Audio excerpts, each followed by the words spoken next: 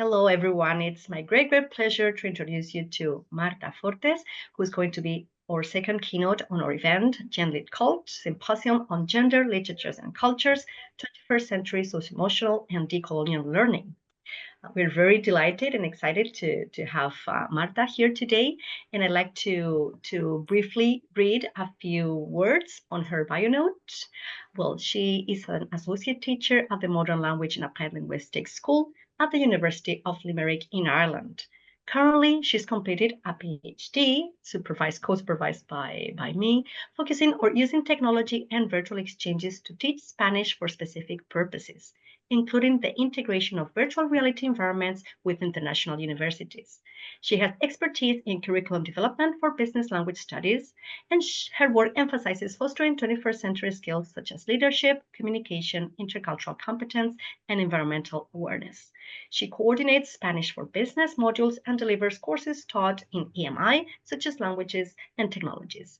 Marta has extensive experience supervising undergraduate and master's projects, leading innovative international initiatives, and designing immersive educational experiences. Welcome, Marta. We're very happy to have you here. And whenever you're ready, please share your screen and the floor is yours. You will first listen to you, then we'll have a few minutes for questions, and then we'll stop the recording so that we can have our little virtual coffee break. Okay. Then what can we do in NVivo? Well, in NVivo, you can manage everything in one place. You can import data. You can create codes. You can organize your data. You can classify cases. I will show you how to do the classifications. Basically, when you classify or you create a case is one person. And that's very important to understand this, because all the data you collect related to that person, it will go inside that case. Then sometimes, like if we make misspellings, then NVivo creates two different cases. That will mean that sometimes we can lose data because the data will go, like we will have, like if we have two different people, then before we import any type of data, is very important that the name of the person is the exact same. If you leave a space, NVivo will detect that like a different case, like a different person. That will mean that you will probably lose data, as you will have different cases for the same person. And when we have big amounts of data, it's really difficult to keep track, okay, of the different cases.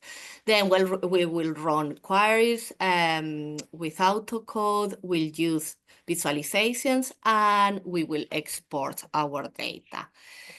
What are the different terms in NVivo? Well, the data is basically our files, what we are importing into NVivo.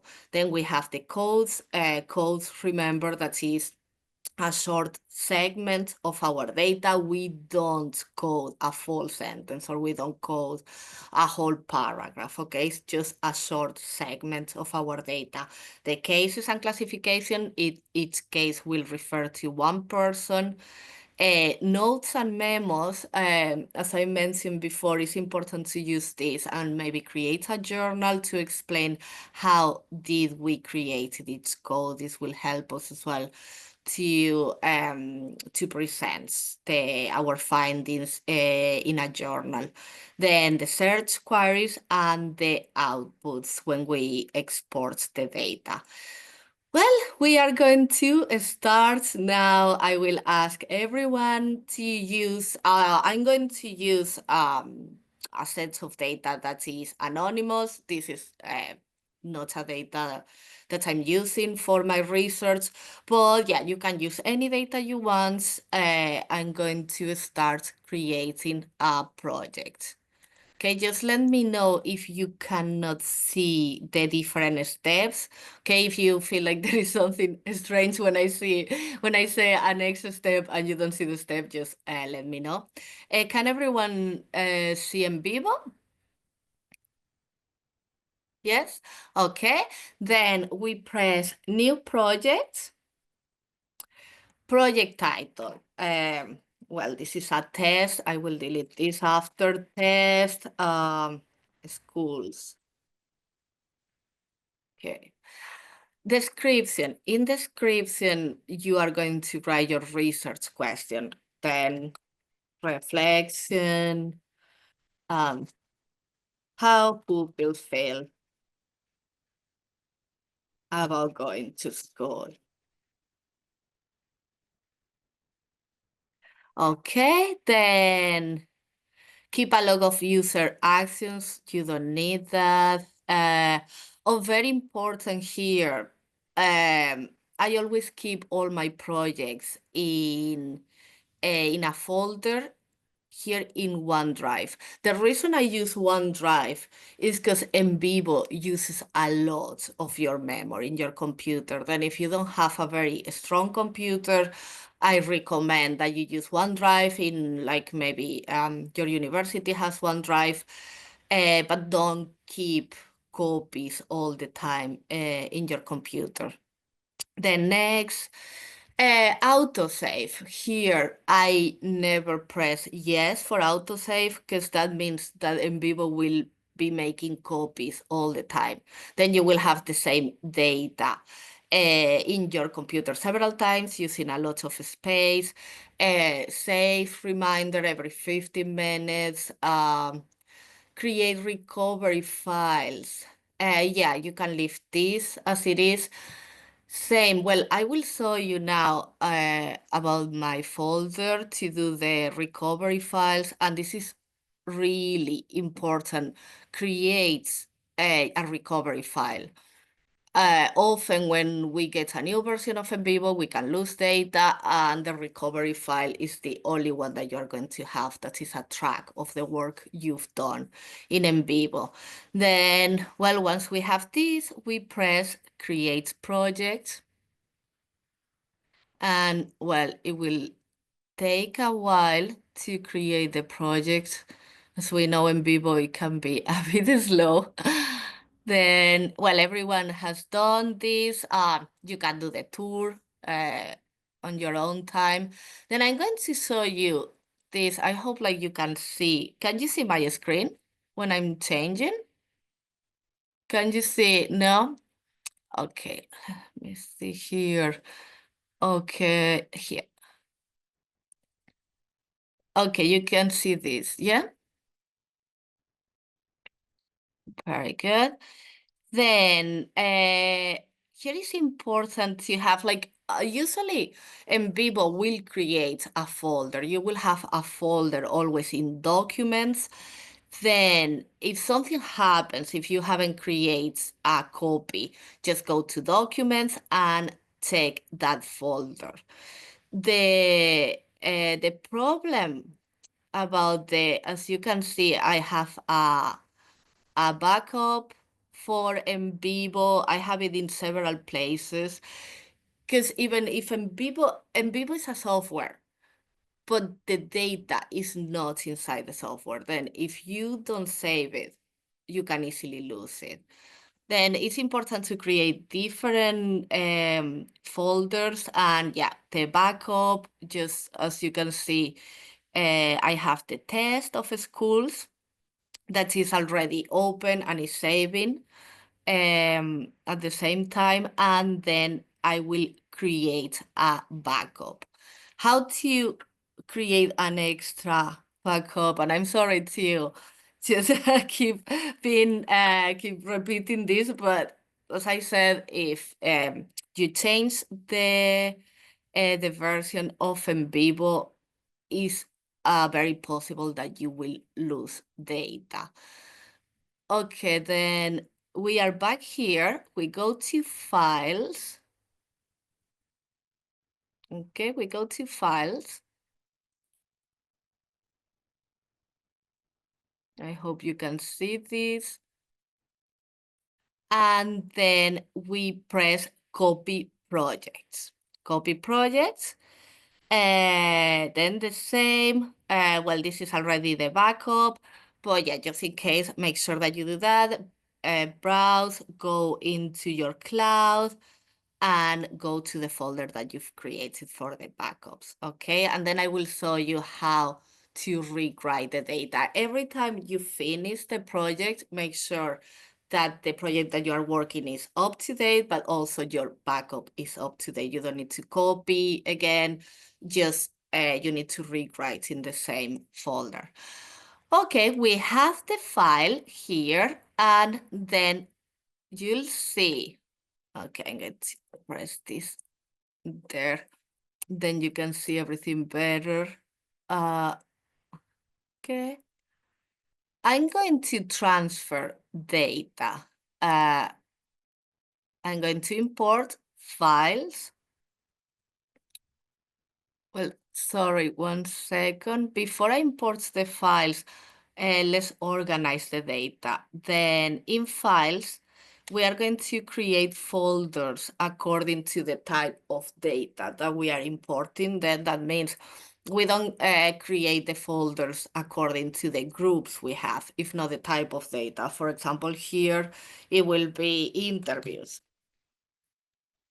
And when we explain interviews to pupils and teachers. Okay, then another folder will be always right click, okay, file, right click, new folder. Maybe we've created focus groups then. Focus group with pupils and teachers.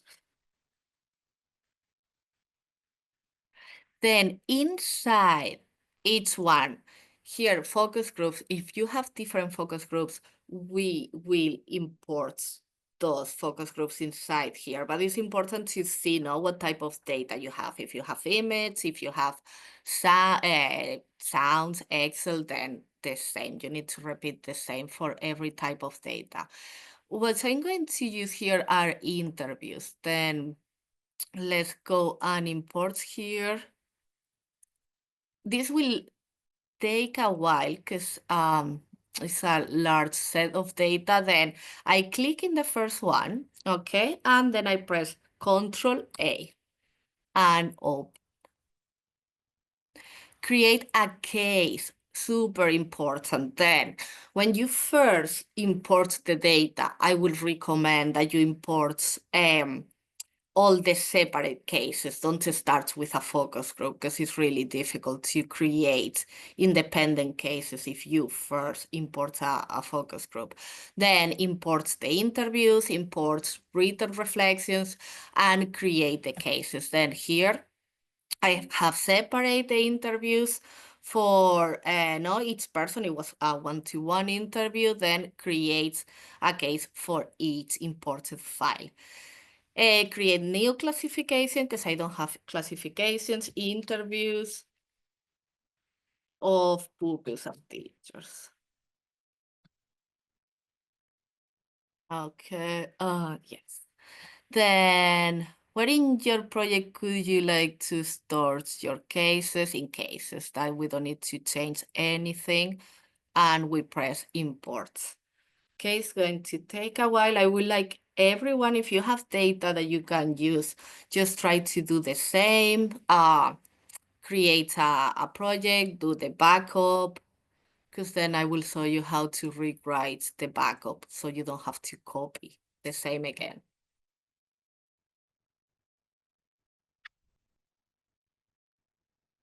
Do you have any questions so far while the data is importing? Yeah, well, in the previous keynote, Camino Bueno mentioned that when she has video, for example, she doesn't transcribe it. She just codes directly on the video because when you transcribe, first of all, you waste time, and second, you might lose very interesting parts of the interaction, of communication, all the paralinguistic features, etc. I was wondering if this is the case also in your experience. And also in the case of audio, I was wondering if it's better to transcribe it or whether you can also work directly on audio, or prior to recording the audios, whether you can think, oh, maybe it's better that instead of recording the audio, I record them as a video so that then I can code more easily without the need for transcription. Well, it depends on the version of NVivo that you have, I and have also NVivo 11, so a very old okay. version. Okay, because I know like the thing is as like of course it's better to transcribe, not to do the coding directly on the video. But I have to say, I don't know if for everyone is the same. The computers that we get in the universities, they are not the most powerful computers, and Vivo already takes a lot of space in your computer, and it's not like the other softwares. Then as much like if you keep uploading heavy files into the project, then you will run with more problems. Then problems like when even like when you are coding or when you are creating maps. Sometimes it will you will see that it's refreshing, like not responding, not responding. Then because my computer is not very strong, I just transcribe. What I do with the interviews, I do the interviews in Teams. Teams is very useful because it gives you the full transcription, and it gives you a very good transcription. Then you don't need to do extra work. And then I just download the transcription and I upload it into I import it into NVivo, and for me it's much better than as personally, if you don't have a very powerful computer, just keep it simple and don't upload to like heavy files. That will be my recommendation. But if you can, if you have a good computer, of course, do it the other way. Yeah. I don't know though, did you have problems with NVivo, like not responding when you've imported like data, like heavy data?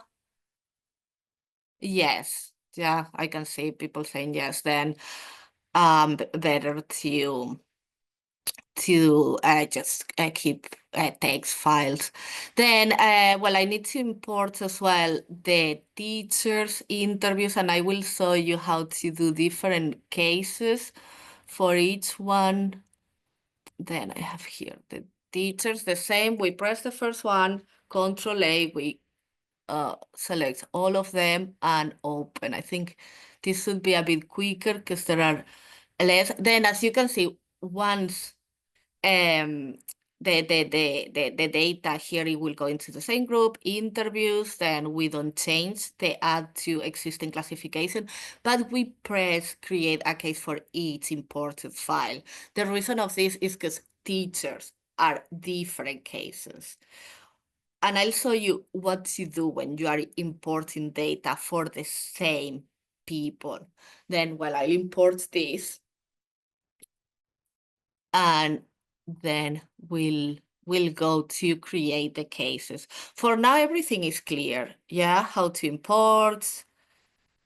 Okay, let's go to cases. I should have all the data now here. Okay, can you see?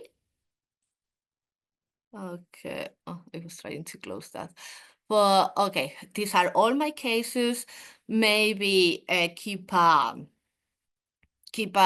record of how many cases you have. Here is 118, just to make sure that you are not missing anyone. And then case classification. Everyone can see the case classification. Okay. Then interviews of pupils. Here I need to create a case classification. I press right bottom, I press here new attributes. Yeah, everyone is following. This is important that you do it always. Can you do it after? Yes, but once you've started coding, is more troublesome. Like then usually the steps you need to do it at the beginning. Name. Okay, here I'm going to classify by a group, class group. Now I have three different classes, class 1, class 2, class 3. Well, here you have to describe a bit the data. Values. Okay, what are the values? Well, we need to press add. Then, yes, I said we have 3 different classes. Class 1, then add class 2, and then we add class 3. Okay, and I press OK. Okay, and we have it here. If we open this, now double click on our cases, you can see that I have all the cases here. Okay, you can create as many classifications as you want. You might want to separate them in gender. You might want to separate them in age. Then you need to repeat the same the types down here. And this sadly you need to do it manually. Then you need to go one by one and choose. Then side 1, class 1. Side 1, class 1. Then we need to do it manually, one by one. Why is this important? When we are comparing data from different groups, when we code, this information will appear on our coding. Then if we have different groups, we want to find out like if age is important for for the way they develop, I don't know, creativity, then all these classifications need to appear here. Then the same, no? We do the same. Then if we go side 2, then we will press here class 2. Then just make sure that you do that with all your data. Well, we have our classification, we have our cases. This, of course, is not going to be perfect because we don't have the time to do everything, but just for you to get an idea. Then let's go to the next thing. Everyone have tried to import data? Did you experience any problem? No? Okay. Well, we've organized the data, we have imported the data, we created the case classification, remember the new attributes. Then now let's go to autocode. How we autocode. Then here, okay, you can prepare. If I go back to files, everyone can see, know what I'm doing here. Just, can you say yes? Sorry, I can see your faces. Yes? Okay. Yeah. Then we go back to interviews, and I'm going to show you one of the documents that I have here that is ready. As you can see, I have added the questions for the interviews. Like the questions are the same for pupils, for and teachers. Then I've added the question and I've added the answer. I usually prepare everything in advance before I import the data, but like if you have forgotten to prepare your questions, you can press here, edit, okay, and you can edit the file. To autocode, all the questions need to be in a heading 1. Then the same, you can do it in Word as well. Very important because if not, the software won't detect the questions, okay? Then heading 1, yeah? Make sure that everything is in heading 1 and all the data is ready to autocode. Then we are going to see what we get here when we autocode. We select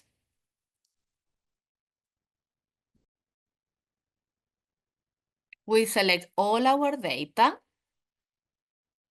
Okay, very important, if we autocode, make sure that they have answered the same questions, okay? If not, you will have to do that for each group of data. But here, they all answer the same questions, then I press right click, auto code, and then we auto code here for use the style or structure. We press there, we press next. Paragraph style, that's fine. We don't change anything there. Here, as you can see, we have different type of text. Always make sure that you choose the right one. We are going to auto-code the heading one, that is the one where I have the questions. Heading one, I press next, and then on there, I will create a new folder because I don't have existing codes yet. Then location will be codes, new folder will be something like auto results, interviews, auto codes. So we know, well, and I can add like teachers and now, and coding from children, no, because coding from children will be like if we have subcodes. We don't have subcodes because we haven't done any coding yet. Then we press finish, and the same, it will take a bit. And then, as you can see, we have codes. Results, interviews. These are the codes that are generated. Then obviously this is not perfect and I will need to go through all the data.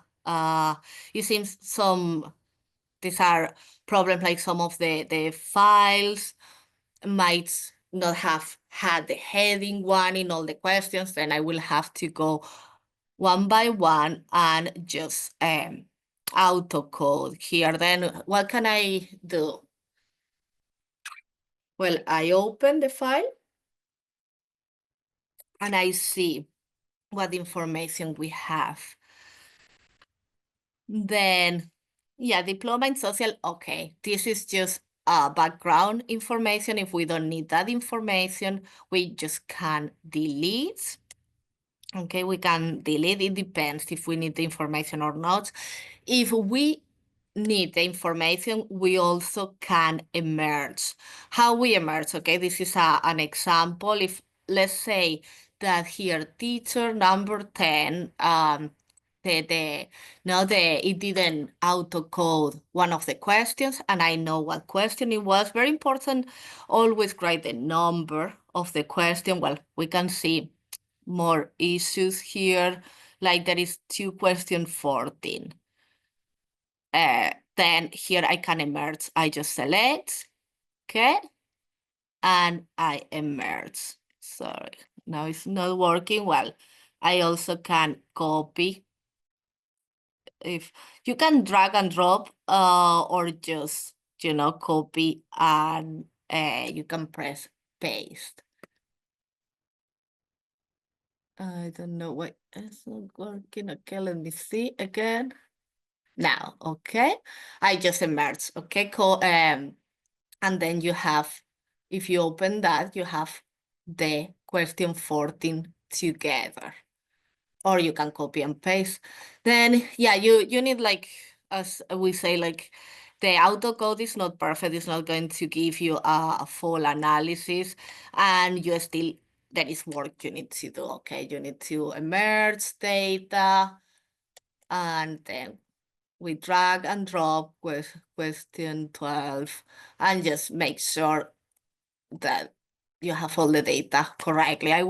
What I will do, because the other is just background information, I will just press right click and I'll just delete. Okay, this is not information I need for my research, then the same. Well, and just do that with all the data until you have everything clean, all the data ready. Questions here? I don't know if there is any question in the chat. I'm sorry, I can see here. Yeah? Okay. Then let's see. Well, as I said, make sure I will repeat this just in case people didn't um, get this. Is we press here, Control A, super important to select all the data, right click, and autocode.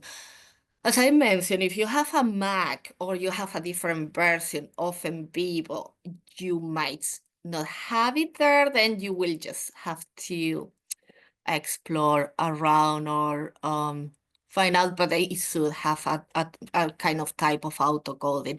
Then I'm going to do just one more thing before we started coding, because this is really important as well. I'm going to use a set of data that is not anonymized, then I'm not going to be able to show you everything, but just for you to know what to do, how to code a focus group. Because in my opinion, probably focus group will be the most challenging as we have people talking at the same time. Then just bear with me. I'm going to try to find, I was working in a set of data for our socio move project, then I'm going to use that focus group. Okay, then sorry about.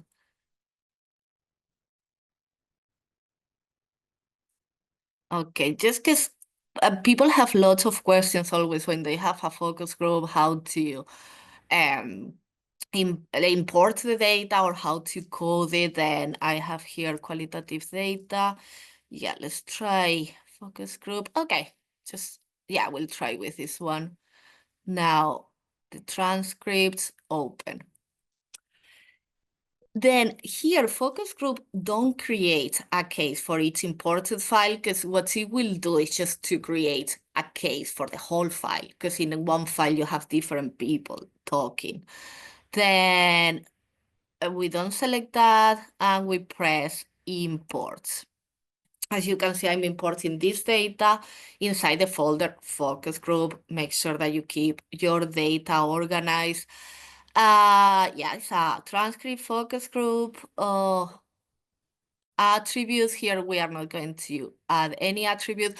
Here, if we add new data, we can check for the attributes, but sometimes, well, because I didn't choose new classification, if you create a new case study, then you will have the same attributes. No, you will see the attributes that you created before, and you can use that to do it quickly. And well, I press OK.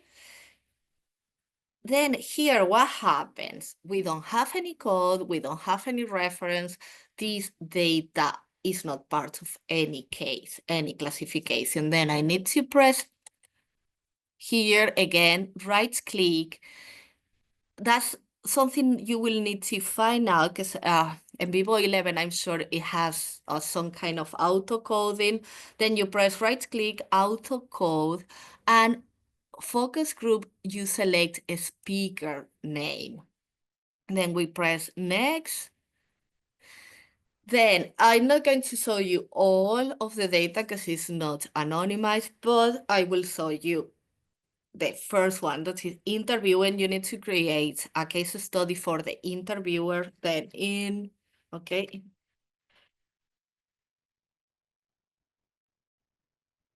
Perfect. Then has identified the person.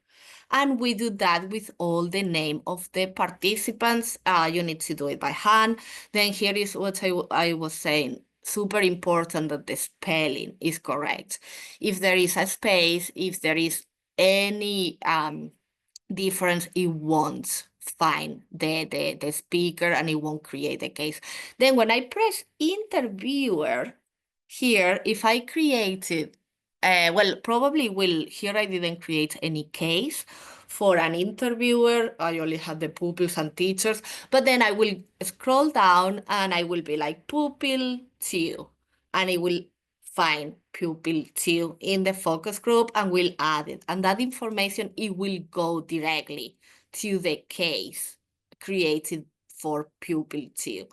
Then all the data that is related to that person, it need to go to the same case. And well, here I press next, add to existing classification, interviews of pupils and teachers. Yeah, I don't need to create a new classification, and I press finish and code and reference. Then if I go to cases, as you can see, because I didn't have a folder for a case for an interviewer, it has created a new case for interviewer. Then if in the focus group I had a pupil 1 and I write pupil 1, then here it will be 2 files because I will have selected some like the information from the focus group related to pupil 1. Is everyone following this?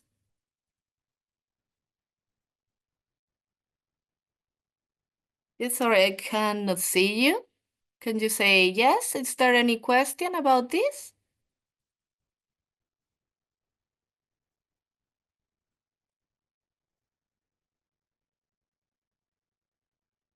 Well, I guess it's okay. Then I'm just going to continue.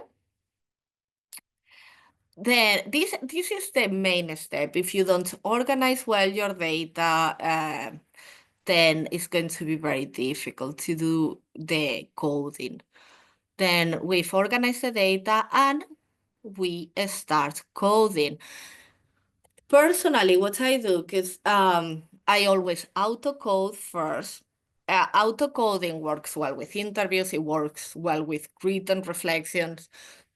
We cannot really auto-code in a focus group because even if we have a structure, no set of questions in a focus group, we know because we have different participants, then it won't, like, the people don't stay until they don't stick to the question. Then that's something you need to code it after once you have your codes ready. Also, if the interview is not structured, if we kind of is open questions, I wouldn't auto code neither. Okay, then we go to here. What we do next? Well, we have the autocode. We've created some codes. As you can see, we have if you have ever been absent from school without telling your family. Okay, let's open this one.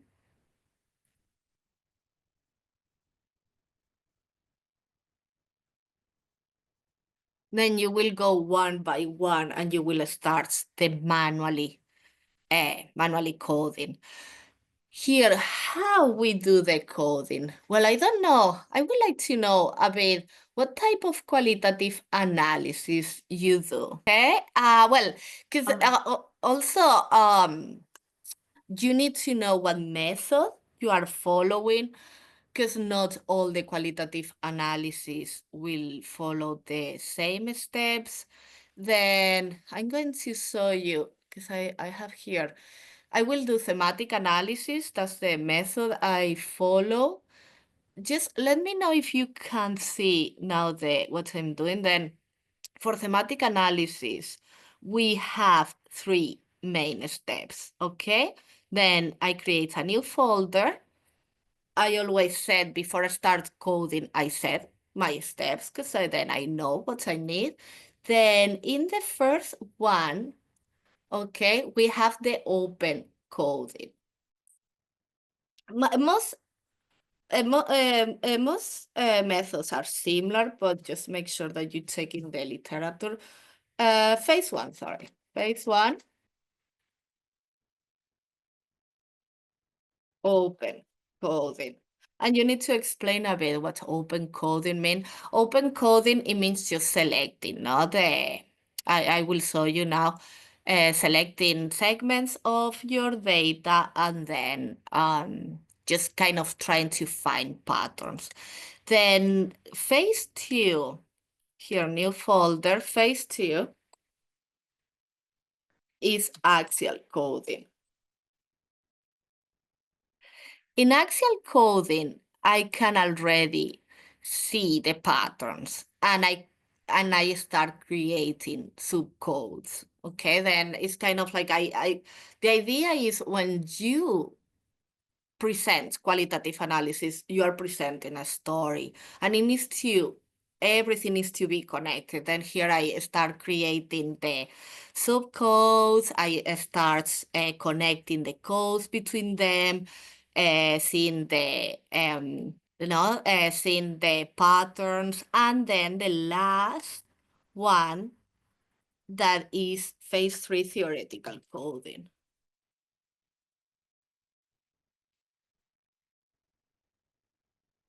Okay, in theoretical coding is when I create the themes.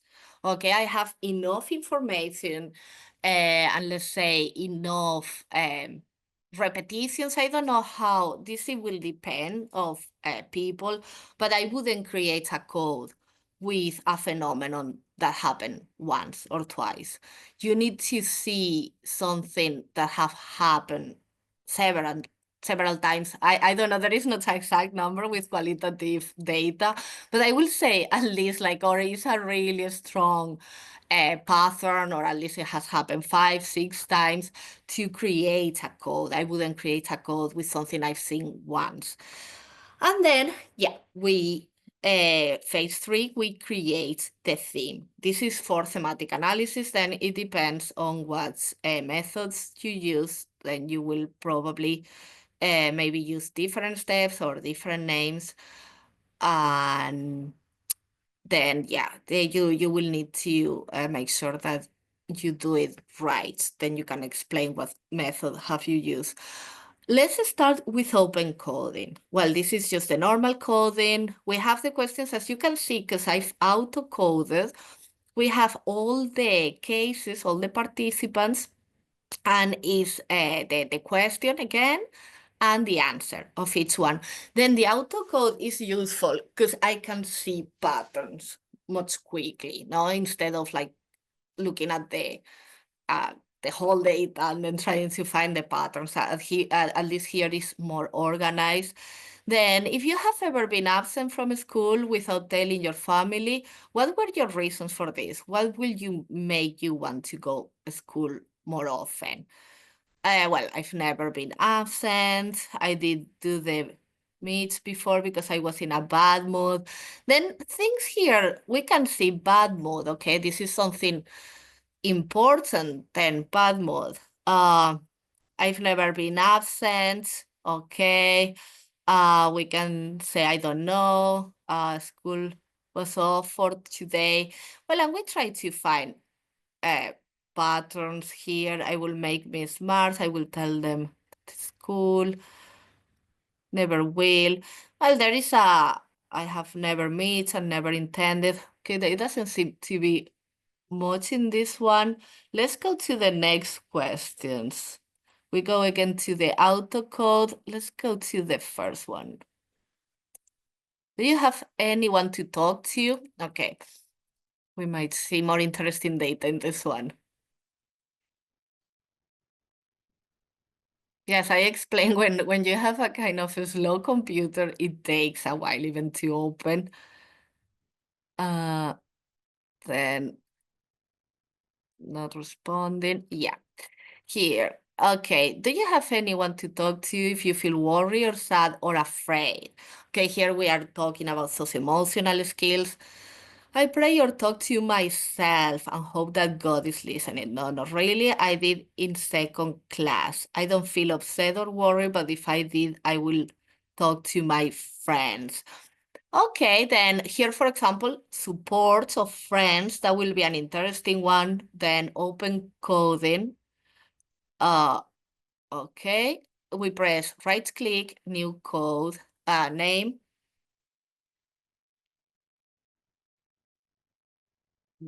Okay, support from friends.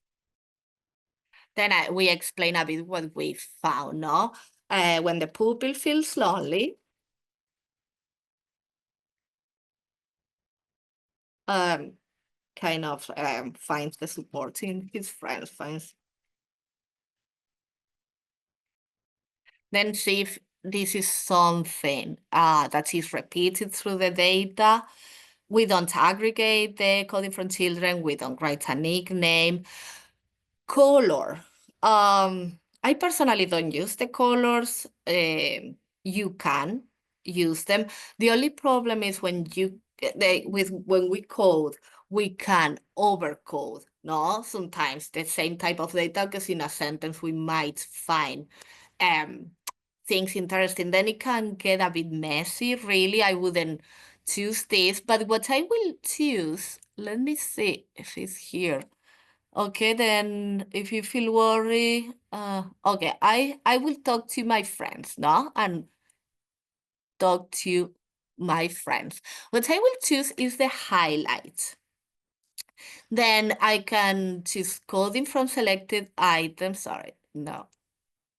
Then I'll press all coding because I don't have codes yet. No, it's not working. No, coding from. Okay, well, just like when we have more codes, we can just highlight the selected ones. But here I'm just going to drag and drop. And okay, we have the code and we have one file and one reference. If we open this one, this code, here we will have the information. I didn't create a well, we can see this is in the group interviews.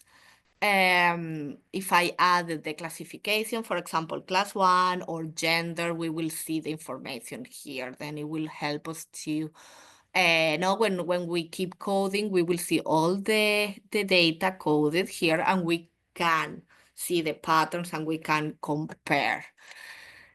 Then we need to do everything manually. If I keep coding, I create another code. Let's see.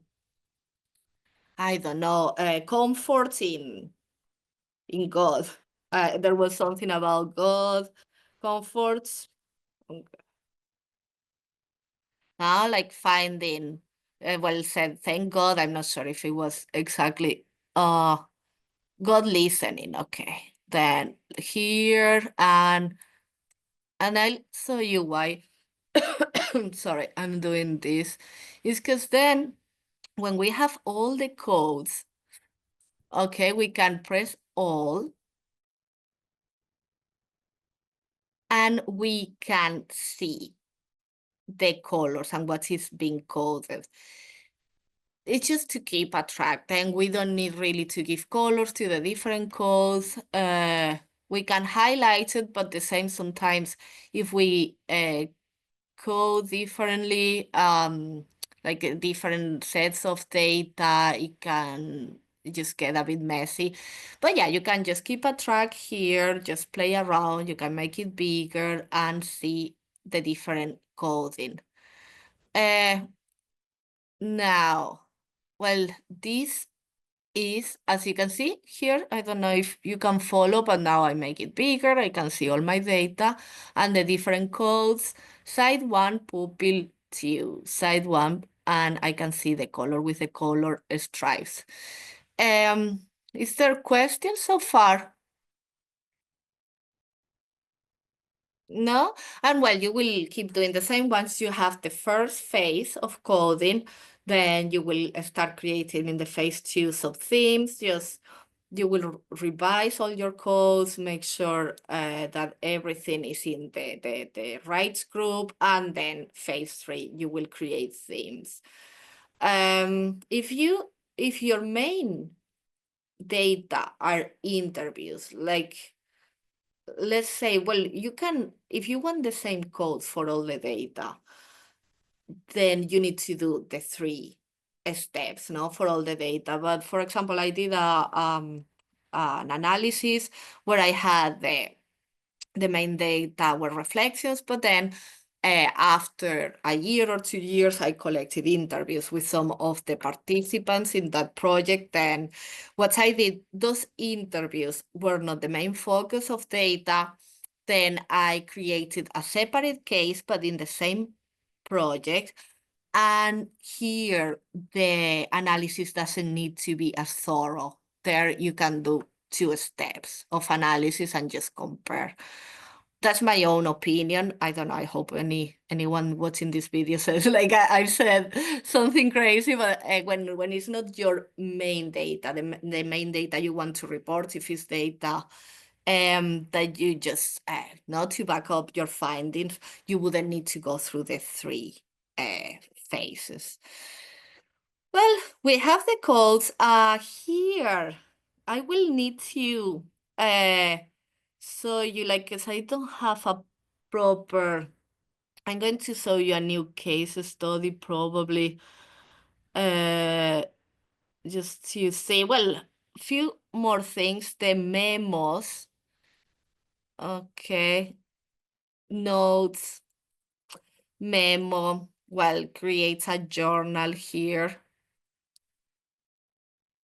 Then we go to memos, new memo. You can import memos as well if you have it outside in a text. New memo. Okay, research journal. Yeah, and here you can write about all the steps you've been taken. Um, you can well, print. Yeah, you can select information from the codes, paste it here if you had any problem creating a case or something, you will write it here in the memo. What other things we have? Annotations. The difference here is the memos, you will write the general steps that you took doing the analysis.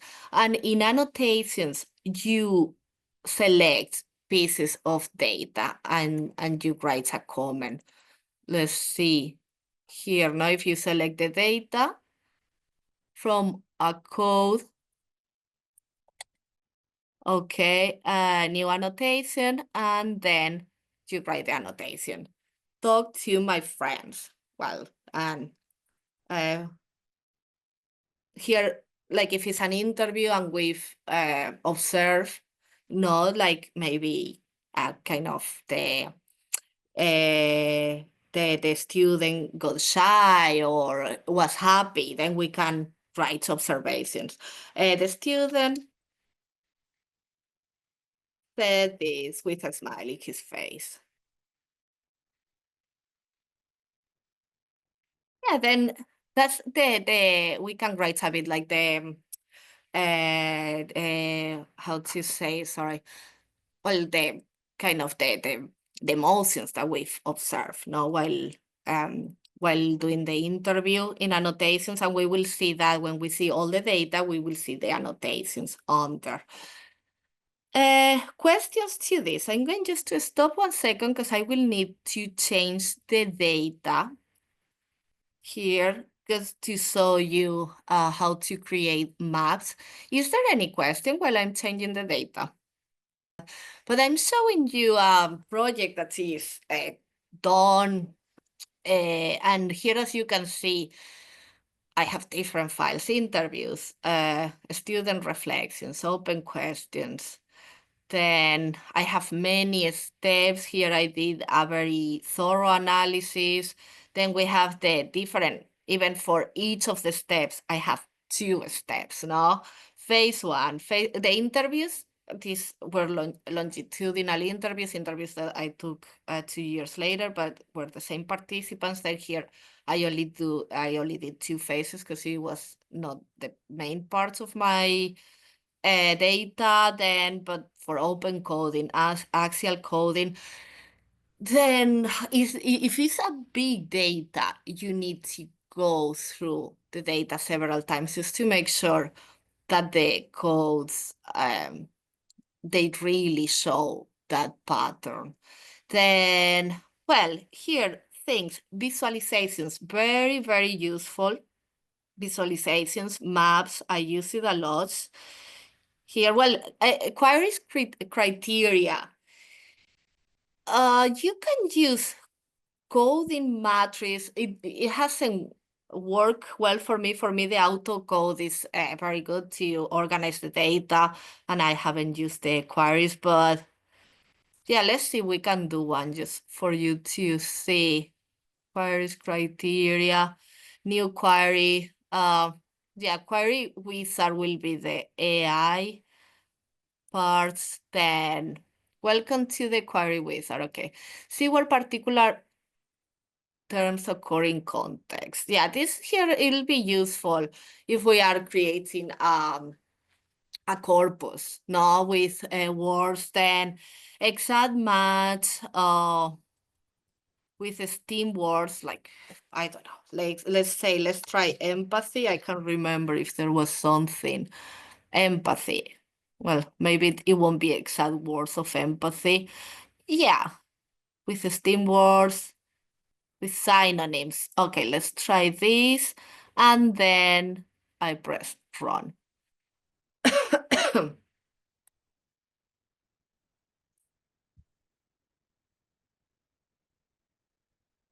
Okay, well, maybe could that then, well, that is because this is not anonymized, but yeah, then we can see the person who was talking about empathy.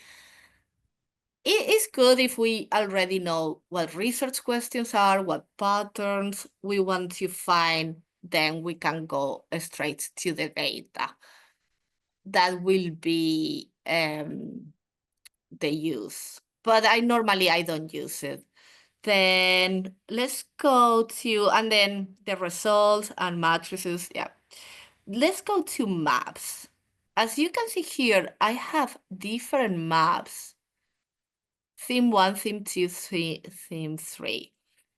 Then what things can we do here? We can create a mind map. We can create a concept map or a project. If we create a project, this is useful at the beginning of how I'm going to organize the data. What do I want to find? At the end of the project, normally I will use well, mind map is similar. But I will use, okay, let's try with the mind map. Okay, students emotional development. Okay, then I press okay. Well, and I can create different graph with the data, with the mind map. Let's go with the concept map. I think that's what they want. Okay, students, emotional feelings. Okay.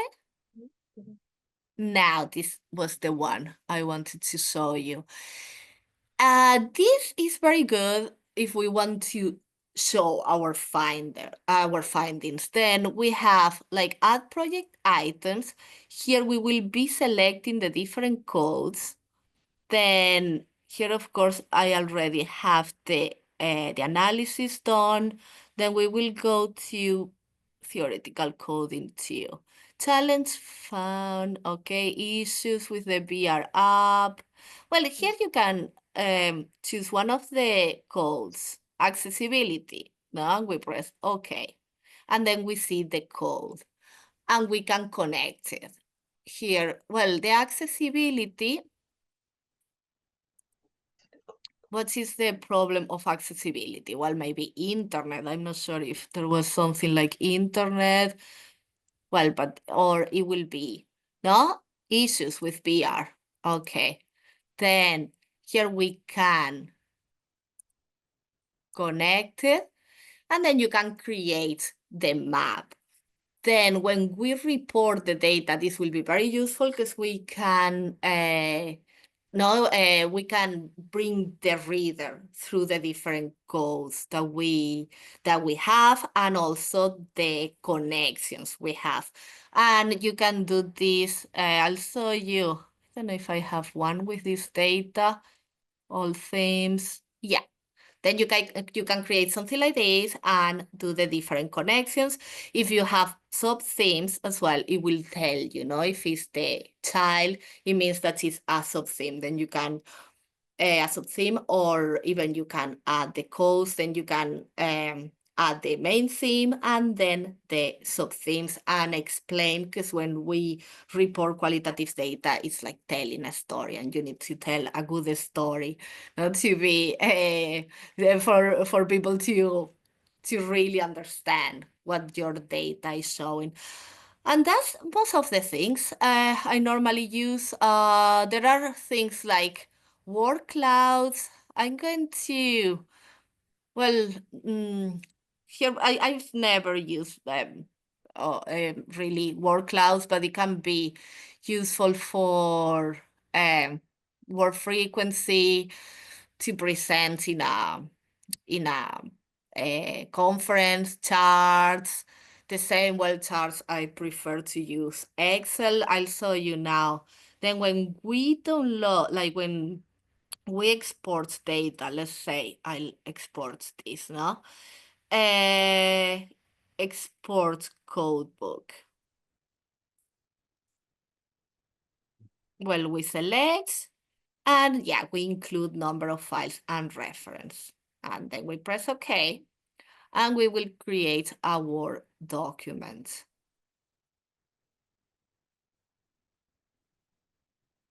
Everyone can see the Word document.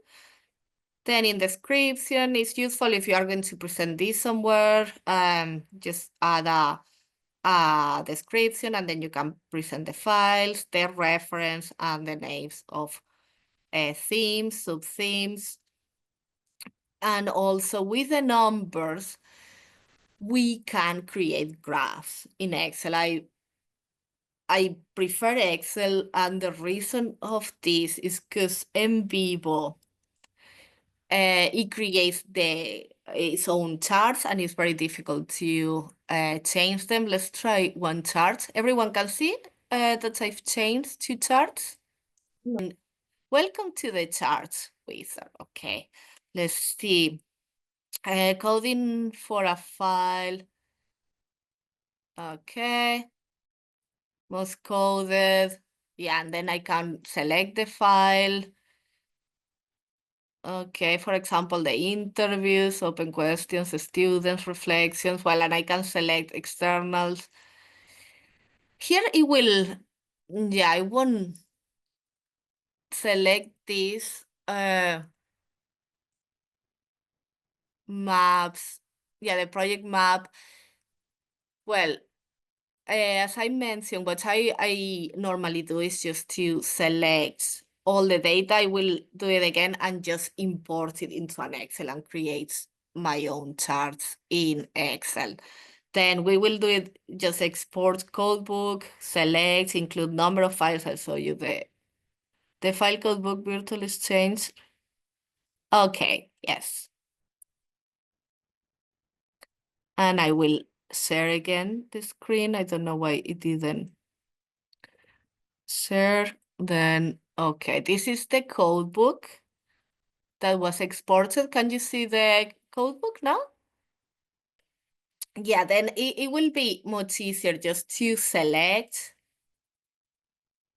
Well, and you can even open an Excel sheet and just import the numbers and just, play around with the numbers. Okay, let's see. If I keep the Word document, file and save. Okay, I'll save it in downloads.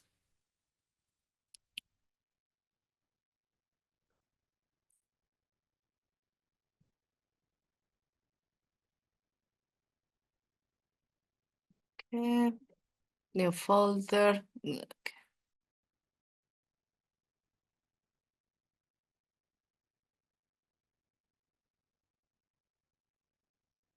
It is downloads.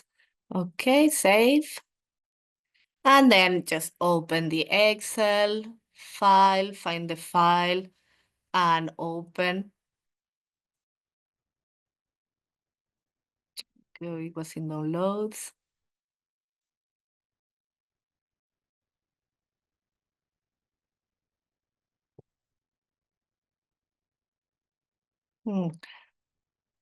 It's not there for some reason. I'm not sure why.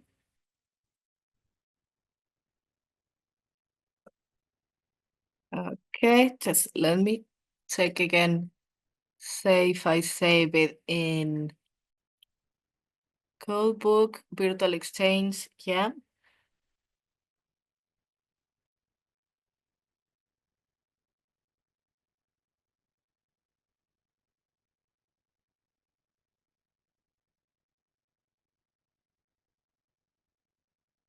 Hmm. Okay, okay. Should be there.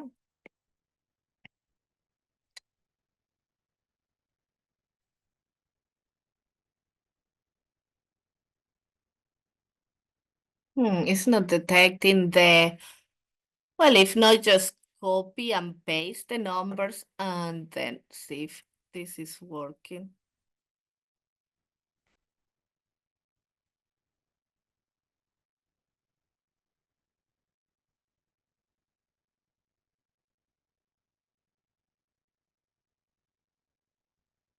And of course, you can copy the information, all the information, and then just create a chart. Copy, just press in the Excel sheet. Okay, new Excel sheet. And then,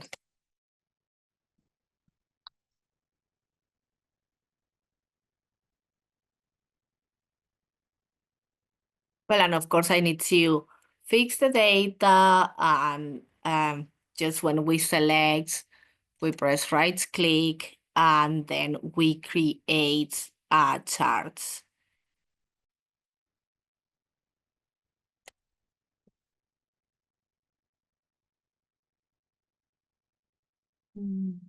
Data formulas, okay.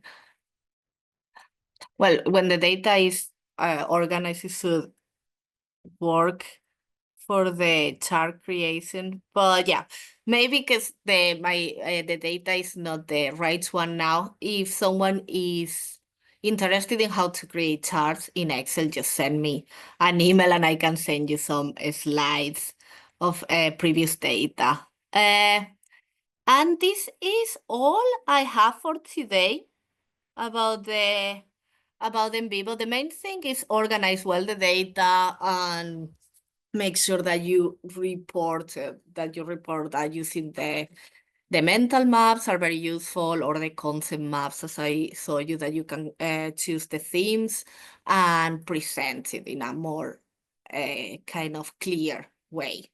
Or you can create a chart with demographic, but you can do also that if you use SPSS for a statistical analysis, it will create your own charts. I personally don't like the charts in NVivo. Well, questions? Thank you very much. It has been wonderful. I just have a quick question. You mentioned that the new version of NVivo has AI. So my question would be, first of all, what kinds of things can you do with AI? And my second question, what do you think of about the possibilities that AI offers? And well, that's a question that we have also asked the previous keynote. What do you think of AI being used for qualitative analysis? And what are the pros and cons, or well, what's your opinion in general about it? Thank you very much. Yeah, well, related to the AI functions, there is some AI functions already in the NVivo version I'm using. It's not perfect. Then it will be useful the same that I've done autocode. Autocode is a kind of AI, basically, but in the new version is more advanced. It won't make as many mistakes. Then it's useful to organize your data, but not, it won't give you a proper qualitative analysis. You still have to do that by hand. But yeah, to organize the data, I will recommend it, of course, because it's like I think the most difficult part is when you have a big text, like a lot of words, and you don't know where to start. That first step, AI, it does it for you, or the autocode. Then yeah, to do that, yes. To present it as your analysis, no, because it's still like it will make many mistakes. Um, like in a text, nothing is perfect. Like if you have a name, it's very difficult that the same has the same right spelling or different words. Then if there is a word like empathy and someone writes it, I don't know, with a capital E, and the other is no, the normal E, then it will count like two different codes. Is then yeah, I will personally only use it to organize the data before I start the proper coding. Thank you very much. I don't know if Monica or Rocio have any questions. No? Okay, so we'll just say goodbye to you by closing this recording, but please don't log out because we're going to start our virtual coffee break. So thank you very much again for this wonderful keynote, very informative, very interesting information you've given us, and now we need to start practicing and getting to work. So we hope to meet you in person very soon, and thank you again. Thank you, everyone. Thanks.